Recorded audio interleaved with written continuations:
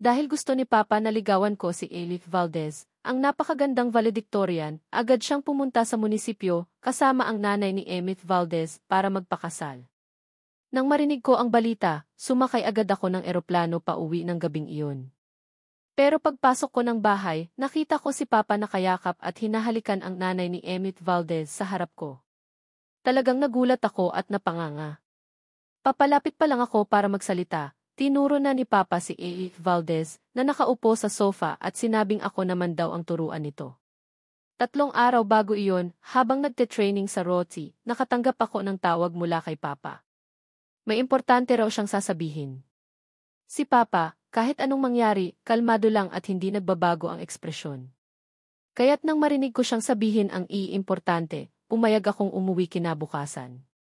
Pagkatapos humingi ng permiso sa aming ROTC commandant, nag-post ako sa group chat ng aming batch para maghanap ng kasabay na mag-share ng gastos sa pag-uwi.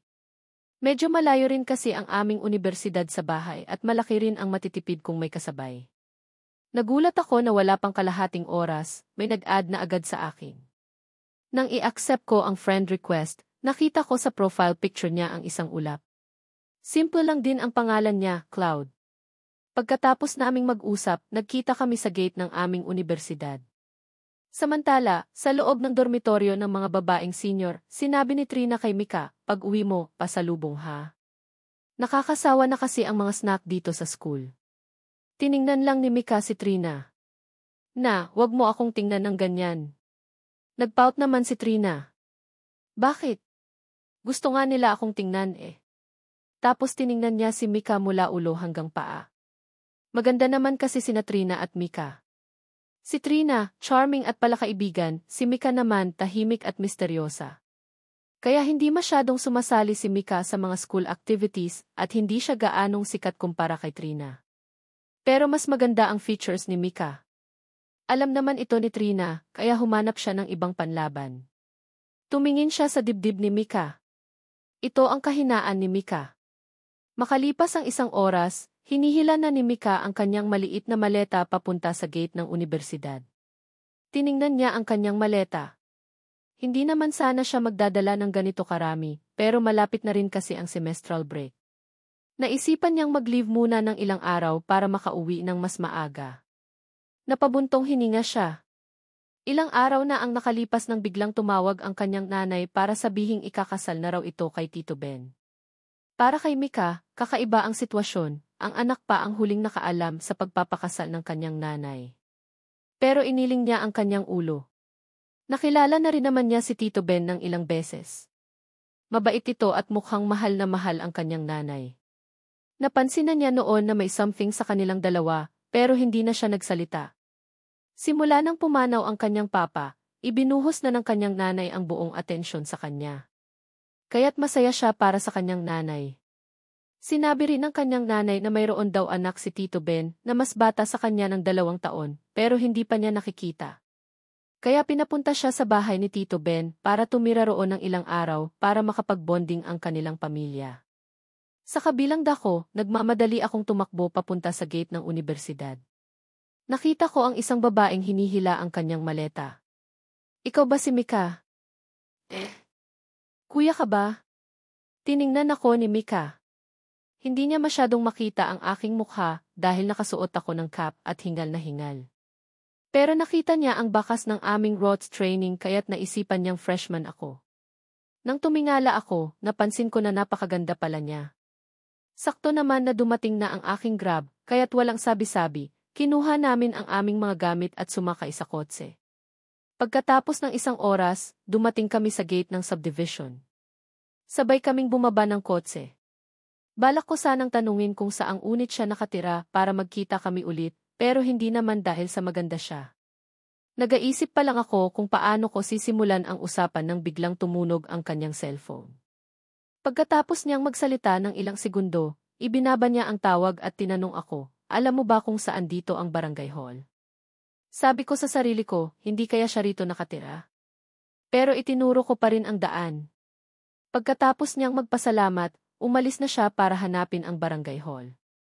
Ako naman, bit-bit ang aking backpack, pumasok sa subdivision. Sa aking isipan, sinabi ko, siguro, pagkatapos na lang ng sem break ko ulit makikita ang magandang dilag na ito. Pagdating ko sa aming bahay, ipinasok ko ang aking susi sa pinto at binuksan ito.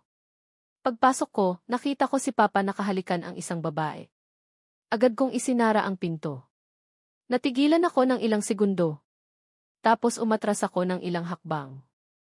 Tama naman ang numero ng aming bahay. Bakit may kakaibang eksena sa loob? Huminga ako ng malalim at itinulak ang pinto. Hoy, babae! Sa liwanag ng araw, nang aakit ka kay Papa. Ang babaeng hinalikan ni Papa ay natawa. Ikaw ba si Miguel? Halika, pasok ka. Si Tito Ben naman, sumimangot at pinaltok ako sa ulo. Anong pinagsasabi mo dyan? Siya si Tita Vangie. Simula ngayon, nanay na ang itatawag mo sa kanya. Naguguluhan akong tumingin kay Papa. Tapos tumingin ako sa babae sa sala. Nanay. Sa loob ng kwarto, kinausap ako ni Papa ng puso sa puso. Pagkatapos niyang magpaliwanag, nanigas ako at hindi makapaniwala. Bigla na lang akong nagkaroon ng bagong nanay. Hindi ako makapaniwala. Sabi ni Papa, gusto lang daw niyang ipaalam sa akin. Kaya't pinakilos ko ang aking labi. Sakto naman na dumating si Nanay Vangie, bit-bit ang isang plato ng prutas. Pagkakita ko sa kanya, umiti ako at nagpasalamat. Mula sa sinabi ni Papa, nalaman ko na si Nanay Vangie ay isang guro. Kahit biglaan ang pangyayari, hindi pa rin ako handa sa pagtawag sa kanya ng nanay. Sakto naman na may kumatok sa pinto. Siguro si Mika na iyon. Lalabas sana ako para pagbuksan siya. Sabi ni Nanay Vangie, ako na ang magbubukas para kay Mika. Tanong ko kay Papa, sino si Mika? Walang sinabi si Tito Ben, sinabi lang niya na samahan ko raw siyang lumabas para bumati. Wala akong sinabi at tahimik na sumunod sa kanya. Kailangan ko ng oras para ma-process ang mga nangyayari. Ibinigay ni Mika kay Nanay Vangie ang kanyang pinabili. Tapos nakita niya si Tito Ben at nagmano. Sakto naman na napansin niya ako. Tiningnan niya ako. Pareho kaming natigilan. Nagkatitigan kami ng ilang segundo. Walang nagsasalita. Pareho kaming nag-iisip kung ano ang sasabihin. Nakita ni Tito Ben na medyo awkward ang sitwasyon kaya tumawa siya at tinapik ang aking balikat.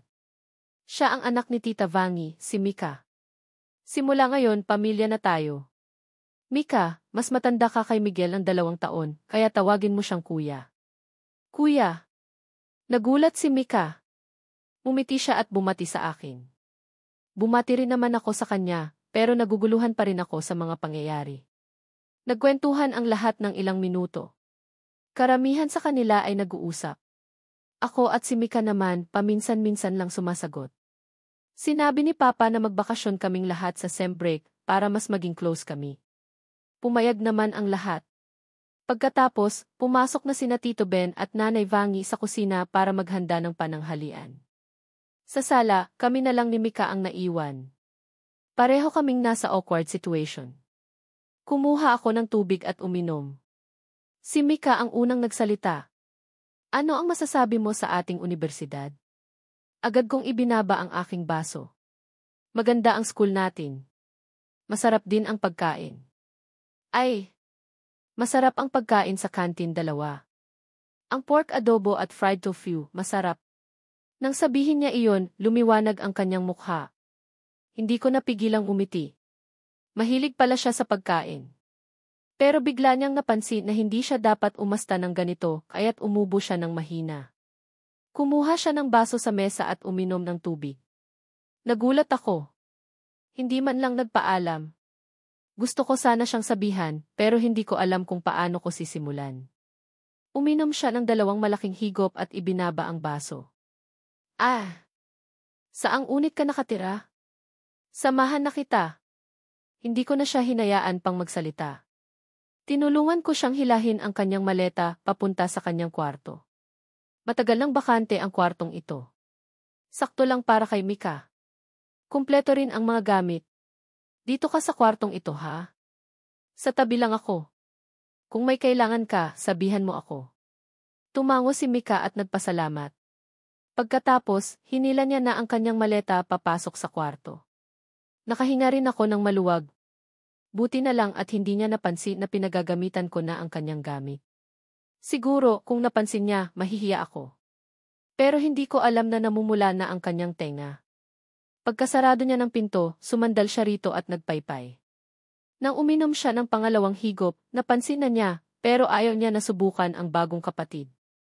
Kaya nagpanggap na lang siyang kalmado at nagmadaling umalis. Pagkatapos, inayos niya ang kanyang mga gamit at tumawag kay Trina sa video call. Pagkatapos nilang mag-usap, kinuwento ni Mika ang lahat ng nangyari sa araw na iyon. Pagkatapos marinig ang lahat, napasigaw si Trina. "Ethel, parang sa mga nobela lang. Wait, gwapo ba ang kapatid mo?" Hindi pinansin ni Mika ang kuryosidad ni Trina. Sabi lang niya, okay lang. Napasigaw muli si Trina. "Ano? Siya ang future mo. At least, may kapalit ka na kay Jake Vargas." Sa huli, sa malamig na tingin ni Mika, hindi na siya nangahas pang magsalita. Nagkwentuhan ang dalawa ng ilang saglit. Pagkatapos, ibinabari nila ang tawag dahil pinapatawag na siya ni Nanay Vangi. Umupo si Mika sa mesa. Habang nagkakainan, hindi siya makatingin kay Miguel. Napansin niya na gusto niya sanang magsalita, pero parang hindi niya kayang gawin. Nakita ni Mika na gustong magsalita si Miguel pero parang hindi niya kaya. Napatawa siya. "May gusto ka bang sabihin sa akin, kuya?" Ngumiti si Mika. Hindi pa siya tinatawag ni Mika na kuya. "Nahihiya ako." Pagkatapos naming maghugas ng plato, nakita ko na lumabas sina Tito Ben at Nanay Vangi. Agad kong kinuha ang kahon at nagtago sa harap ng pinto ni Mika. Pag-aangat ko ng kamay para kumatok, nagdalawang isip ako. Medyo kinakabahan ako, pero naisip ko na humihingi lang naman ako ng tawad. Bakit ako matatakot? Huminga ako ng malalim at naghanda ng kumatok. "Anong ginagawa mo? Magnanakaw ka ba?" Biglang may nagsalita sa aking likuran. Natigilan ako. Galing si Mika sa banyo. Nakita niya ako na nagtatago sa harap ng kanyang pinto. "Para sa iyo. Huwag ka nang magalit." Huminga ako ng malalim at ibinigay ang kahon. "Ayos lang." Sabi ko na. Nakalimutan ko lang ikabit ang aking buttons. "Hindi mo kailangang gumastos." Sumimangot si Mika. Hindi ko binawi ang aking kamay. Natigilan si Mika. "Binili ko ito gamit ang aking pera. Hindi iyon pera ng magulang. Ibang usapan iyon." Simula pagkabata, marami nang nagbigay kay Mika ng regalo na walang dahilan, pero tinanggihan niya ito dahil ayaw niya sa mga gumagamit ng pera ng kanilang magulang para mapaibig ang isang babae. Kumpara sa mga regalong iyon, gusto niya na maramdaman ang puso ng nagbigay, hindi ang takip ng regalo. Kaya kinuha niya ang regalo, umiti at nagpasalamat. Nang nakaupo na si Mika sa kanyang kwarto, kinuha niya ang kahon. Gamit ang cutter, maingat niyang tinanggal ang tape. Nang makita niya ang laman, hindi niya napigilang umiyak. Sa loob, may snow globe. Isang maliit na bahay sa gitna ng isang kagubatan. Naalala ni Mika ang kanyang kabataan. Ang snow globe na ito ay laruan na ginagawa ng kanyang papa. Gustong-gusto ito ni Mika dahil hindi ito nabibili sa kahit saan. Ipinagmamalaki niya ito sa kanyang mga kaibigan. Akala niya, gagawa ng laruan ang kanyang papa habang buhay, pero dahil sa isang aksidente, namatay ang kanyang papa. Pagkatapos noon, itinapon ni Mika ang lahat ng laruan na gawa ng kanyang papa sa basurahan sa ibaba. Kung hindi raw niya ginawa ang mga laruan, hindi raw siya mamamatay. Pero kinabukasan, hindi niya napigilang bumaba para hanapin ang mga laruan. Pero hindi na niya ito nakita, parang naglaho na rin ang kanyang papa. Dahan-dahan niyang hinaplos ang snow globe na bigay ko. "Salamat. Gustong-gusto ko ang regalo mo." Kinabukasan, nag-ayos na ang lahat at naghanda ng umalis. Gustong-gusto ni Mika ang regalo niya kahapon kaya maganda ang kanyang mood. Mas naging magiliw rin siya sa akin. Nakita ito ni Nanay Vangi at nakahinga rin siya ng maluwag. Nag-alala kasi siya na hindi kami magkasundo dahil sa personalidad ni Mika. Pagkatapos ng isang oras, nakarating kami sa paanan ng bundok. Magsisimula na kaming umakyat. Mula paanan hanggang tuktok, aabuti ng kalahating oras. Sina Tito Ben at Nanay Vangi, bumagal na. Sina Mika at ako, steady lang. Hindi napigilang mamangha si Nanay Vangi. Ang gagaling talaga ng mga kabataan. Ang lalakas. Miguel, Mika, mauna na kayo. Magpapahinga lang kami rito. Tumango kami at nagpatuloy sa pag-akyat. Tapos, sinabi ko kay Mika, kung hindi mo na kaya, sabihan mo ako. Hihintayin kita. Ngumisi si Mika. Huwag mo akong maliitin. Nagjo-jogging ako sa universidad araw-araw. Sa kanyang tingin, nakita ko ang bahid ng pagmamaliit kaya ngumiti ako. Bakit? Hindi ka naniniwala? Gusto mo bang pustahan kung sino ang unang makarating sa tuktok? Tumawa si Mika. Ano ang pusta? Kung manalo ka, tatawagin kitang ate. Tandaan mo, ate, hindi Mika. Kapag tinatawag niya akong kuya, parang bata raw ako. Nagaisip si Mika, pero tumango rin. Nang makita ko iyon, tumalikod ako at tumakbo. Natakot ako na bawiin niya. Nakita ni Mika ang likod ko at mumiti. Bata. Napakabilis mong maniwala. Pagkatapos, tiningnan ni Mika ang cable car sa gilid. Pagkatapos ng 20 minuto, nasa kalahati na ako. Tumingin ako sa likod at hindi ko nakita si Mika. Sa huli, nakahinga rin ako ng maluwag. Kumuha ako ng tubig at uminom. Tapos, nagpatuloy ako sa pag-akyat. Sigurado naman ako na malayo na ang agwat namin sa isa't isa, pero kailangan ko pa ring bilisan para ipakita sa kanya ang aking lakas. Sayang lang at hindi ko alam na si Mika ay sumasakay sa cable car. Pagkatapos ng 1 oras, nakita ko na ang tuktok ng bundok. Halos hindi ko na maramdaman ang aking mga paa. Bigla, naramdaman ko na may tumapik sa aking balikat. Narinig ko ang isang malambing na boses. Malapit na ba? Ang galing mo. Nanigas ako. Lumingon ako at nakita ko ang magandang mukha. Para akong nakakita ng multo. Muntik na akong mapatalon. Paano ka nakarating dito? Hindi kita nakita sa daan. Seryosong sinabi ni Mika, dumaan ako, hindi mo lang ako nakita. Bakit? Paulit-ulit akong tumitingin sa likod at hindi kita nakikita. Ngumiti si Mika. Siguro nakapikit ka kaya hindi mo ako nakita. Gusto mo bang magpahinga? Mukhang pagod na ang iyong mga paa. Gusto mo bang hintayin kita? Kumilos ang aking labi. Hindi na kailangan. Hindi dapat matalo ang pride ng isang lalaki. Ngumisi si Mika. Walang siyang sinabi. Dumiretso siya sa isang bato sa gilid. Umupo siya at ibinaba ang kanyang backpack. Kumuha siya ng tubig at uminom. Nang makita ko iyon, lumiwanag ang aking mukha. Agad akong tumakbo papunta sa tuktok. Ngayon na ang pagkakataon ko. Natigilan si Mika. Talagang makapal ang mukha niya. Agad siyang tumayo para bilisan, pero bigla siyang nagka-cramp sa binti at bumagsak siya. Agad akong lumingon. Mabilis akong tumakbo papunta sa kanya. Ano ang nangyari? Bakit ka nagmamadali? Tinignan ako ni Mika. Kasalanan mo ito. Hindi ako nag-iingat. Hindi na ako nag-isip. Lumuhod ako at tiningnan ang kanyang sugat.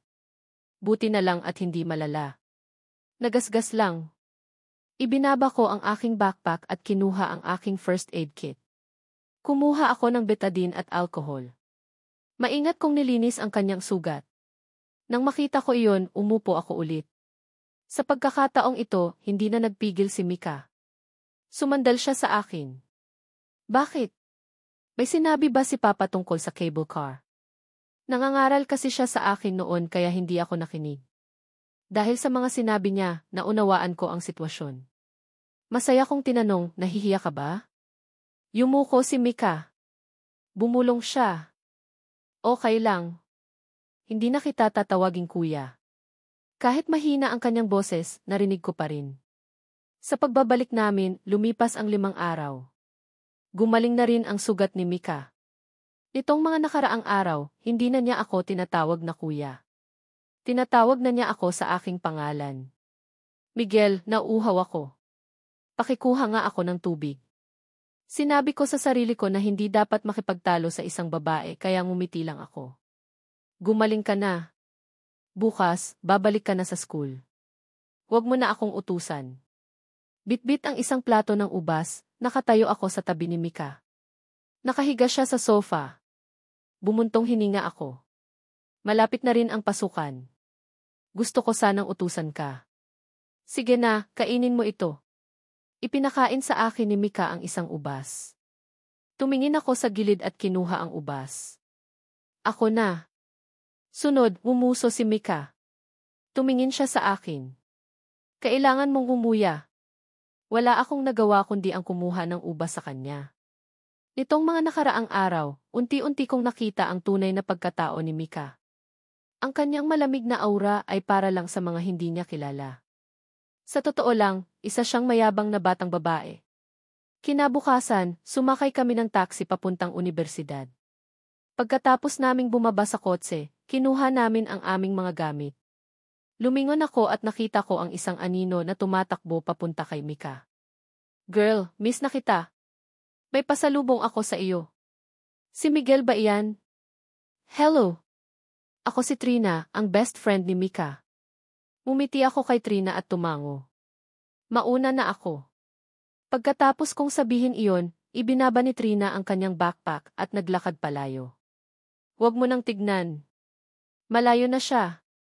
Sa totoo lang, ang nakababatang kapatid di mo okay rin. Mula sa kung paano kang umiti, mukha siyang mabait. Matagal mo rin siyang makikita. Tumingin si Mika kay Trina.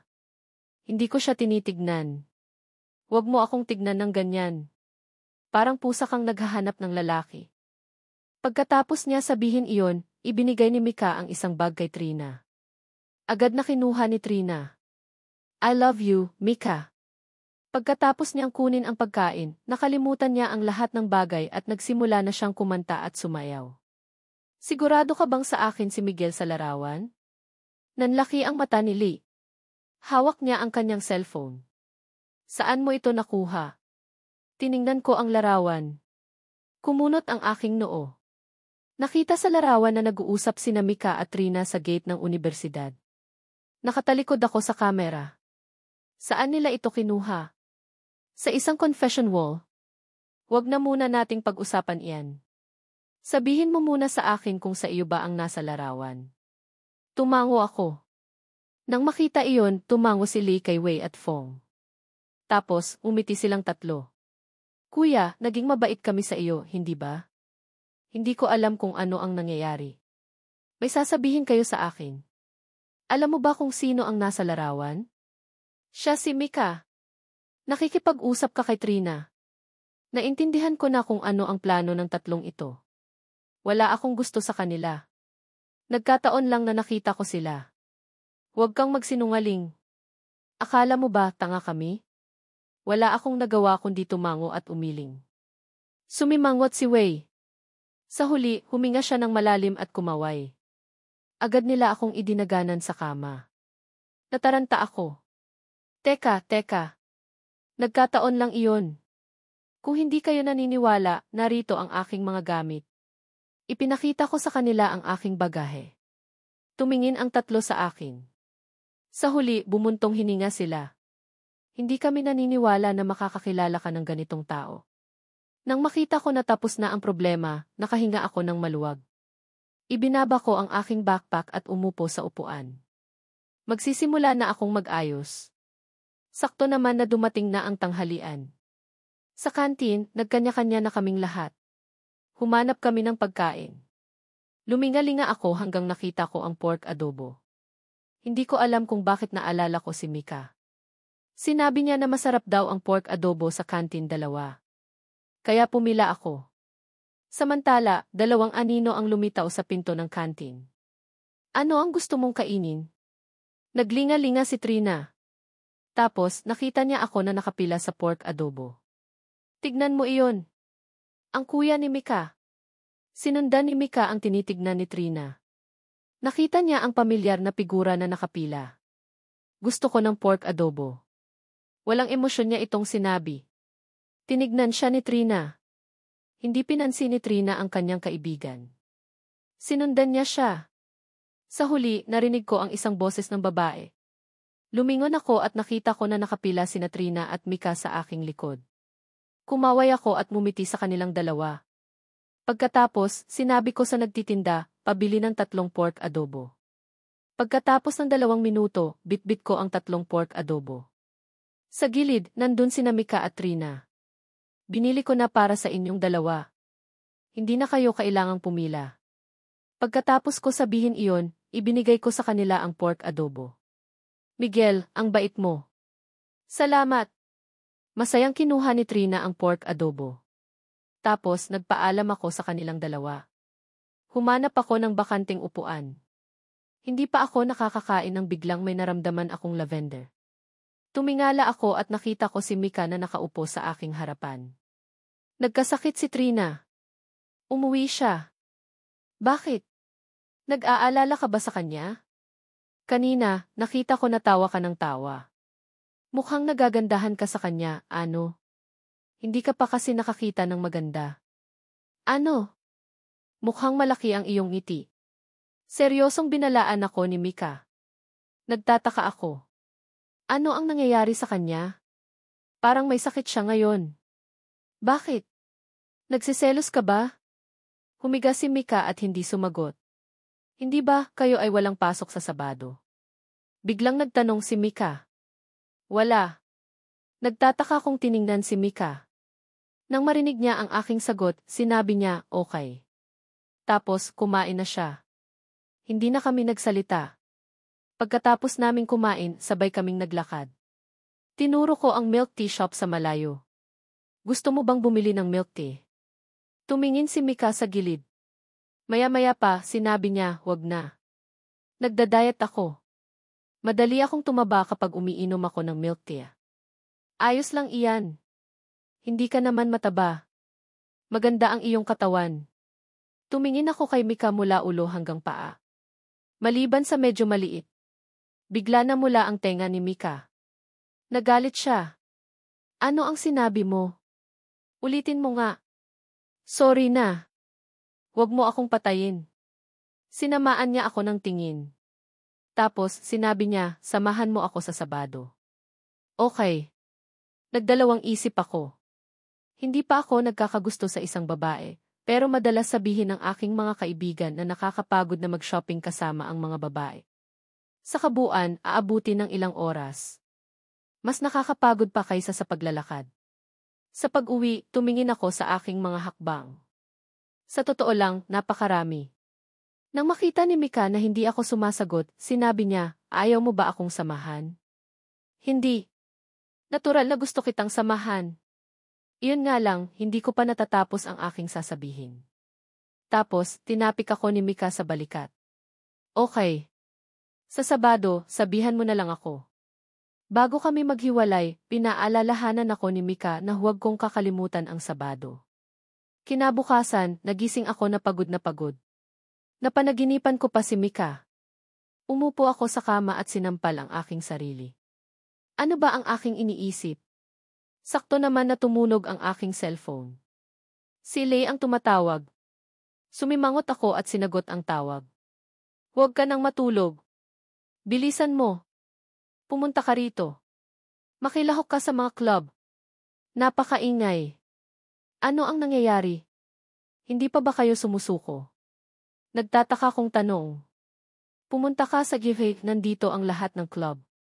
Nood ka. Hindi ka pwedeng mawala. Okay.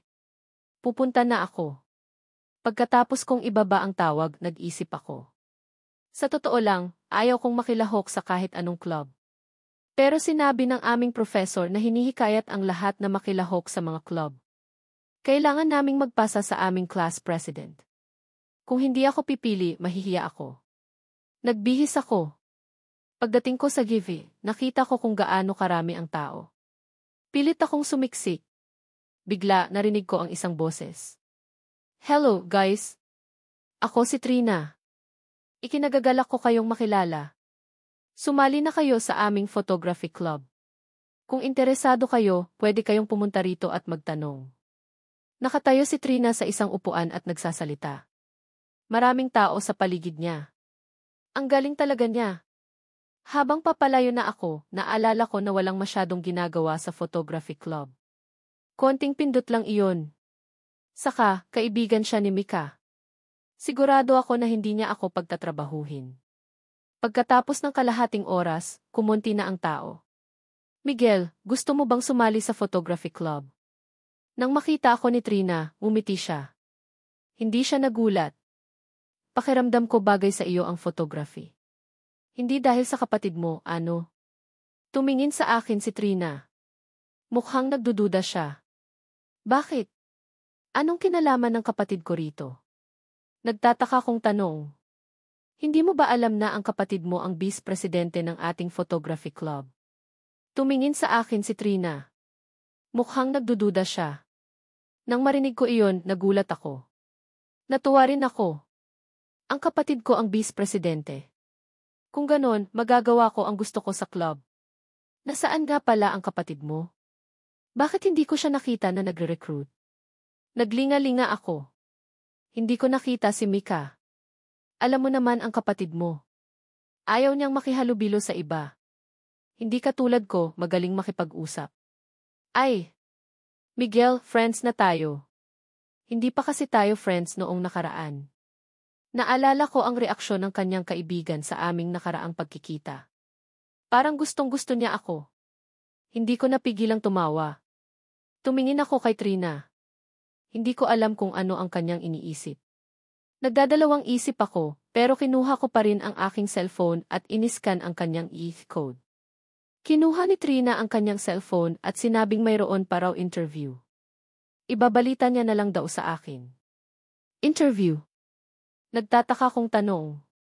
Sagot ni Trina. Kailangan mo pa ring dumaan sa interview.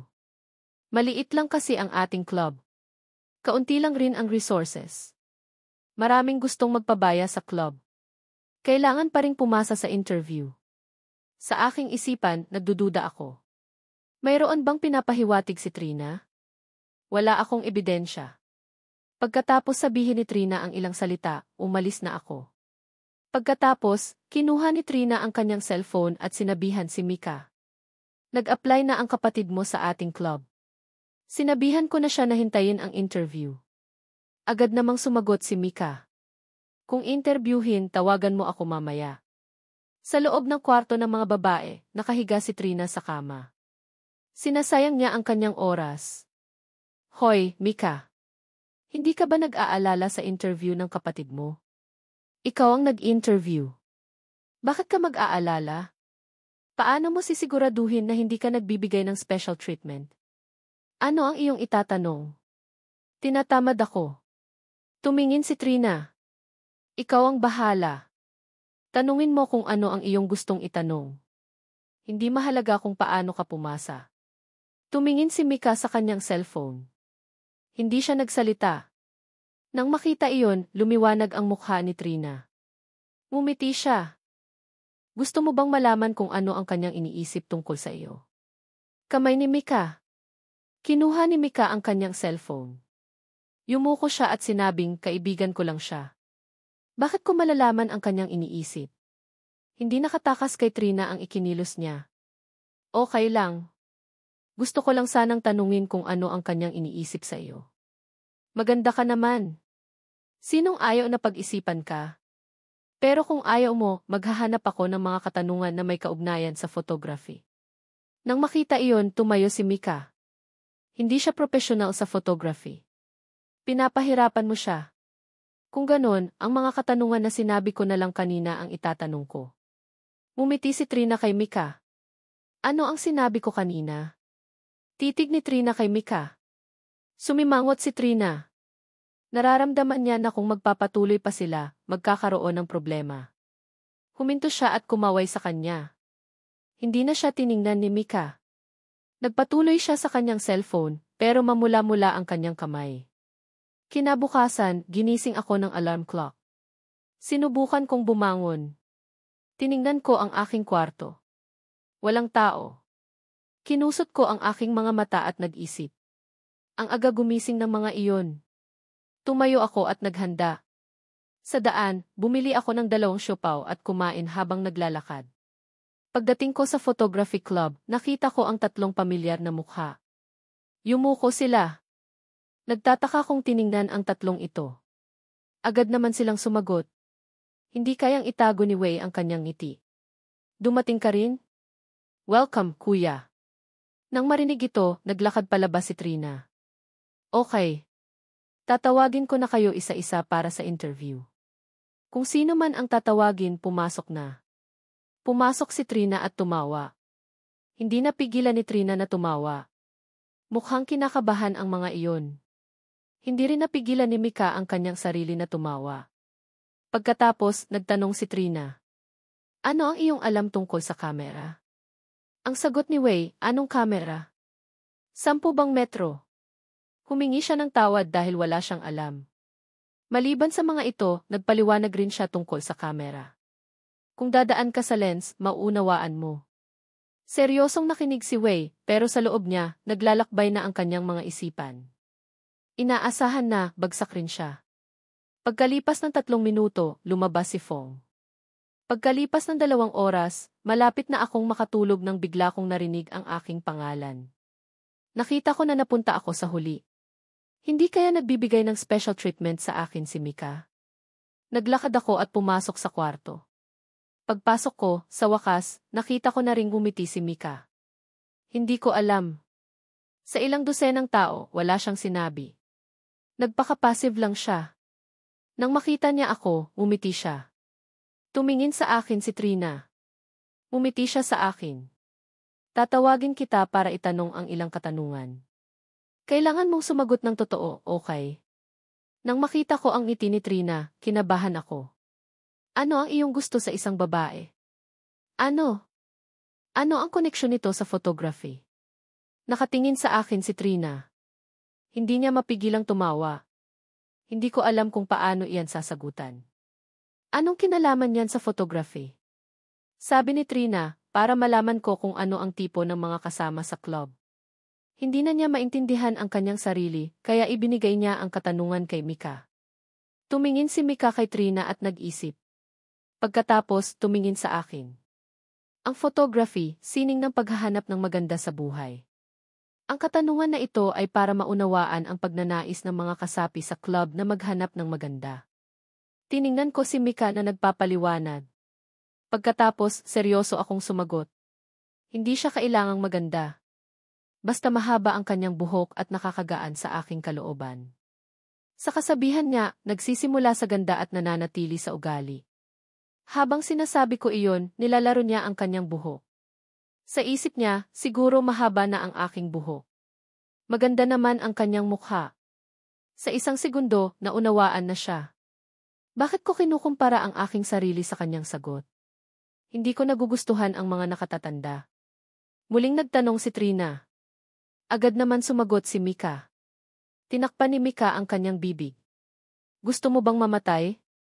Binalaan niya ako. Hindi ko siya maintindihan. Anong si? Hindi na niya ako hahayaan. Pagkatapos noon, hindi pa namin tinapos ang interview. Naglakad sila palayo. Tumalikod ako sa kanya at sumigaw, sagutin ninyo ang aking tanong. Taga Baguio ba kayo? Hindi kaya dahil sa kapatid mo iyan? Tumingin sa akin si Trina. Mukhang nagdududa siya. Bakit? Anong kinalaman ng kapatid ko? Nagtataka kong tanong. Hindi mo ba alam na ang kapatid mo ang vice-presidente ng ating photography club? Tumingin sa akin si Trina. Mukhang nagdududa siya. Nang marinig ko iyon, nagulat ako. Natuwa rin ako. Ang kapatid ko ang vice-presidente. Kung ganon, magagawa ko ang gusto ko sa club. Nasaan nga pala ang kapatid mo? Bakit hindi ko siya nakita na nagre-recruit? Naglinga-linga ako. Hindi ko nakita si Mika. Alam mo naman ang kapatid mo. Ayaw niyang makihalubilo sa iba. Hindi katulad ko, magaling makipag-usap. Ay! Miguel, friends na tayo. Hindi pa kasi tayo friends noong nakaraan. Naalala ko ang reaksyon ng kanyang kaibigan sa aming nakaraang pagkikita. Parang gustong-gusto niya ako. Hindi ko napigilang tumawa. Tumingin ako kay Trina. Hindi ko alam kung ano ang kanyang iniisip. Nagdadalawang isip ako, pero kinuha ko pa rin ang aking cellphone at iniskan ang kanyang e-code. Kinuha ni Trina ang kanyang cellphone at sinabing mayroon pa raw interview. Ibabalita niya na lang daw sa akin. Interview? Nagtataka kong tanong. Sagot ni Trina. Kailangan mo pa ring dumaan sa interview. Maliit lang kasi ang ating club. Kaunti lang rin ang resources. Maraming gustong magpabaya sa club. Kailangan pa ring pumasa sa interview. Sa aking isipan, nagdududa ako. Mayroon bang pinapahiwatig si Trina? Wala akong ebidensya. Pagkatapos sabihin ni Trina ang ilang salita, umalis na ako. Pagkatapos, kinuha ni Trina ang kanyang cellphone at sinabihan si Mika. Nag-apply na ang kapatid mo sa ating club. Sinabihan ko na siya na hintayin ang interview. Agad namang sumagot si Mika. Kung interviewin, tawagan mo ako mamaya. Sa loob ng kwarto ng mga babae sa dorm, nakahiga si Trina sa kama. Sinasayang niya ang kanyang oras. Hoy, Mika. Hindi ka ba nag-aalala sa interview ng kapatid mo? Ikaw ang nag-interview. Bakit ka mag-aalala? Paano mo sisiguraduhin na hindi ka nagbibigay ng special treatment? Ano ang iyong itatanong? Tinatamad ako. Tumingin si Trina. Ikaw ang bahala. Tanungin mo kung ano ang iyong gustong itanong. Hindi mahalaga kung paano ka pumasa. Tumingin si Mika sa kanyang cellphone. Hindi siya nagsalita. Nang makita iyon, lumiwanag ang mukha ni Trina. Ngumiti siya. Gusto mo bang malaman kung ano ang kanyang iniisip tungkol sa iyo? Kinuha ni Mika ang kanyang cellphone. Yumuko siya at sinabing kaibigan ko lang siya. Bakit ko malalaman ang kanyang iniisip? Hindi nakatakas kay Trina ang ikinilos niya. Okay lang. Gusto ko lang sanang tanungin kung ano ang kanyang iniisip sa iyo. Maganda ka naman. Sinong ayaw na pag-isipan ka? Pero kung ayaw mo, maghahanap ako ng mga katanungan na may kaugnayan sa photography. Nang makita iyon, tumayo si Mika. Hindi siya professional sa photography. Pinapahirapan mo siya. Kung ganon, ang mga katanungan na sinabi ko na lang kanina ang itatanong ko. Ngumiti si Trina kay Mika. Ano ang sinabi ko kanina? Titig ni Trina kay Mika. Sumimangot si Trina. Nararamdaman niya na kung magpapatuloy pa sila, magkakaroon ng problema. Huminto siya at kumaway sa kanya. Hindi na siya tiningnan ni Mika.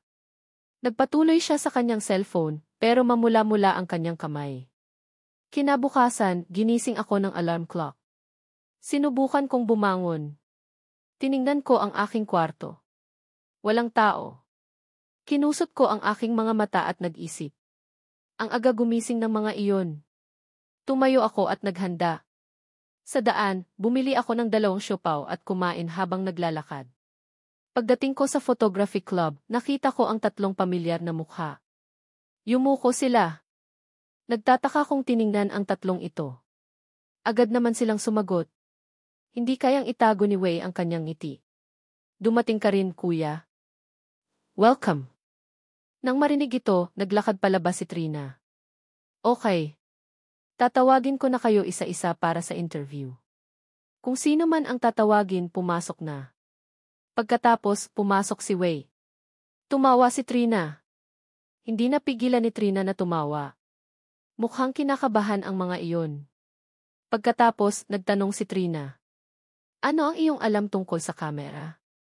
Ang sagot ni Wei, anong kamera? 10 bang metro? Humingi siya ng tawad dahil wala siyang alam. Maliban sa mga ito, nagpaliwanag rin siya tungkol sa kamera. Kung dadaan ka sa lens, mauunawaan mo. Seryosong nakinig si Wei, pero sa loob niya, naglalakbay na ang kanyang mga isipan. Inaasahan na, bagsak rin siya. Pagkalipas ng 3 minuto, lumabas si Fong. Pagkalipas ng 2 oras, malapit na akong makatulog nang bigla kong narinig ang aking pangalan. Nakita ko na napunta ako sa huli. Hindi kaya nagbibigay ng special treatment sa akin si Mika? Naglakad ako at pumasok sa kwarto. Pagpasok ko, sa wakas, nakita ko na ring ngumiti si Mika. Hindi ko alam. Sa ilang dosenang tao, wala siyang sinabi. Nagpaka-passive lang siya. Nang makita niya ako, ngumiti siya. Tumingin sa akin si Trina. Ngumiti siya sa akin. Tatawagin kita para itanong ang ilang katanungan. Kailangan mong sumagot ng totoo, okay? Nang makita ko ang ngiti ni Trina, kinabahan ako. Ano ang iyong gusto sa isang babae? Ano? Ano ang koneksyon nito sa photography? Nakatingin sa akin si Trina.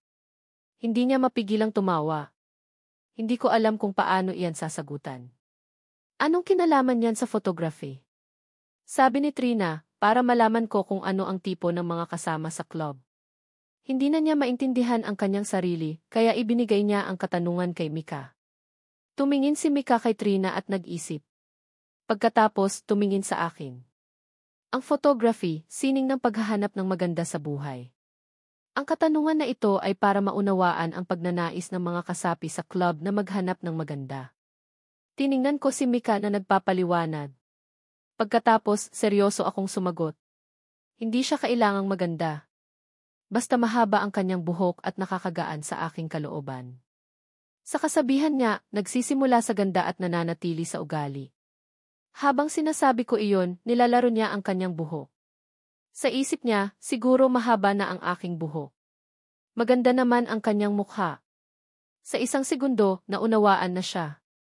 Bakit ko kinukumpara ang aking sarili sa kanyang sagot?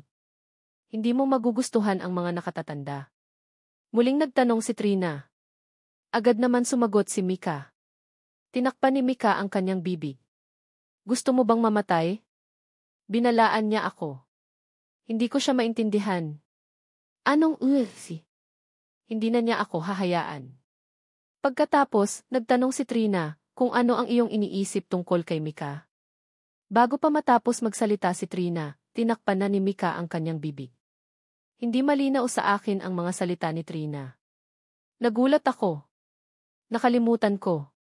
Naalala. Tumingin siya sa akin. Tapos, hinila ni Trina sa loob ng storage room. Nagtataka kong tumango. Pagkalipas ng ilang minuto, lumabas si Mika. Sinabi niya sa akin na may masakit daw ang tiyan ni Trina. Kailangan niyang umuwi para magpahinga. Nakakapagtaka nga, ano? Wala iyon. Sinabi ni Mika. Bumuntong hininga ako sa aming pag-alis. Tumigil siya at tiningnan ako. Totoo ba ang sinabi mo sa interview kanina? Naman. Ang bawat salita na sinabi ko ay totoo. Tumaas ang aking kamay at sumumpa. Sa mga mata ni Mika, hindi niya mapigilang tumawa. Ano ang aking hitsura sa iyong paningin? Sa wakas, itinatanong rin niya. Napaisip ako saglit. Wala ka. Alam ko na malaki na ang iyong pag-asa para sa akin. Nagulat ako sa nagpapatuloy. Gusto kong umalis, pero hinawakan ng mga kaibigan ni Mika. Tumigil siya, nag-alala. Ito ang unang beses. Saan ka pupunta? Ang mga kaibigan ni ate, hindi kailangang angkinin. Ngumiti si Mika. Itinutok niya ang atensyon namin sa nakaraan. Nakinig ako sa kanya. Sa totoo lang, nagtatanong siya ng mga katanungan. Sa huli, nalaman niyang gusto niya ng karelasyon. Si Tanya ang sumagot. Sabi ni Tanya sa akin, sinong gusto mo? Hindi ako sigurado. Sinabi ni Tanya, huwag kang mag-alala. Magtanong ka ng katotohanan. Kung nakikipagkaibigan ka, subukan mong maging responsable. Wala akong magawa kundi piliin si Ben, bago namin magkaibigan, pinili ko siya. Sinabi ko sa pagsubok na kasanayan ni Wei na magpakita ng internet kay Tanya. Binuksan sa akin ni Tanya ang kanyang kamay. Agad kong binuksan ang internet sa akin. Tapos, hinanap ko si Tanya. Sinabi ni Tanya sa kanyang galit, gagawa pa ako ngayon. Sinabi ko na, sinong mas magaling, ako o kayo? Sinong mas madaling magkaibigan? Sinabi ng tagapag-ayos ang pagsasanay ni Tanya. Malugod na ibinahagi. Bago magsimula, binigyan ako ng pagkakataong kumanta at sumayaw. Doon binigyan siya ng palakpak. Nagtataka ako kung kailan kakakanta. Umiti siya at tumingin sa akin. Tapos, nagsimula siyang magsalita. Pagkatapos niyang magsalita, bumagsak na siya. Hindi ko alam ang sinabi niya. Nagkwento si Edsa. Nagkwento rin si nanay ni Ben. Nagtaka si ate kung bakit ako may katanungan. Naging totoo ka sa akin. Alam mo, ate, na maganda ako. Ipakita mo rin. Saan kami sasakay? Hinawakan ni SE ang kanyang kamay. Kailangan nating dalhin ito sa kanyang malapit sa mga kaganapan. Kailangan nating magkaunawaan. Inimbitahan ko ang lahat. Humikab ng ika-6, pinatunayan niya ito. Paborito ko ang aking ina. Tumitig si Ben sa mata ni Ate Van. Bumuntong hininga si Tanya at umiyak. Magaling! Ano ang nangyayari sa iyo? Hindi ako makapagsalita dahil sa iyong mukha. Hoy, ano ang gusto mo? Sinabi ni Ise, mabait ako. May ginawa ako. Hinawakan niya ang aming kamay. Napabuntong hininga pa. Sinabi ni Ise na nagagalit siya. Ininom ko ang aming tubig. Umiti kami sa isa't isa. Nang maging madilim, pumunta siya sa daan ng malayo. Pinatutunayan niya ang kanyang mga kaibigan. Sinabi niya sa kanya ang lahat. Sinabi niya sa kanyang kaibigan kung paano makakuha ng mga numero. Nangiti ang kanyang mga mata. Nang hapon, pupunta kami. Binibigyan mo kami ng oras. Wala silang pasok sa eskula.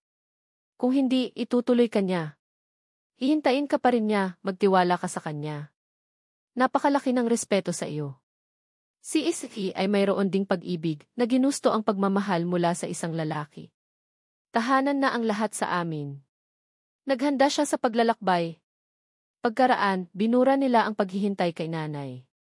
Naghanda siya. Tumayo siya. Sinabi ni Papa sa kanya na bago mag-ayos ay magkakaalaman kami, ngunit naghanda siya, kaya nagkatotoo ang pagnanais. Iyan ang dahilan kung bakit kami nandoon. Kami ay pamilya ngayon. Naging pamilya niya at naging maganda ako. Magaling na maglakad. Hinawakan ni Pangulong Tanya si Michelle.